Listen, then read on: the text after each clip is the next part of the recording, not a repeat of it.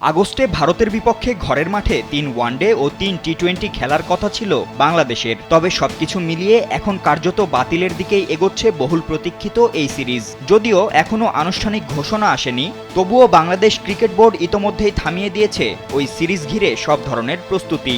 এমনটাই জানিয়েছে ক্রিকেট বিষয়ক ওয়েবসাইট ক্রিকবাজ। বিশ্বস্ত সূত্র বলছে, ভারতীয় ক্রিকেট বোর্ড আনুষ্ঠানিকভাবে জানিয়ে দিয়েছে আগস্টে তাদের পক্ষে বাংলাদেশ সফর করা সম্ভব নয়। মূল কারণ, দুই দেশের মধ্যে ক্রমশ অবনতিশীল কূটনৈতিক সম্পর্ক। ভারত সরকারও নাকি বিসিসিআইকে দ্বিপাক্ষিক সফর থেকে বিরত থাকার পরামর্শ দিয়েছে।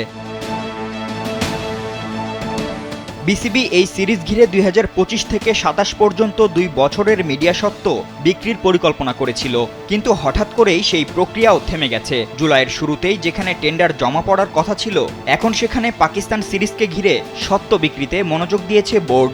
এক বিসিবি কর্মকর্তা ক্রিকবাজকে বলেছেন, আমরা এখন বাজার বিশ্লেষণের জন্য সময় নিচ্ছি, তাড়াহুড়ার কোনো দরকার নেই। আলাদাভাবে বিভিন্ন সিরিজের স্বত্বও বিক্রি করা সম্ভব।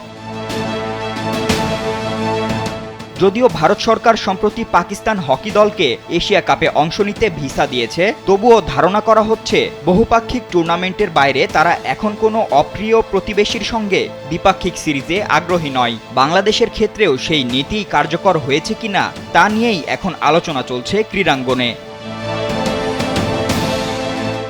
ফাতিন ইশরাক, কালবেলা।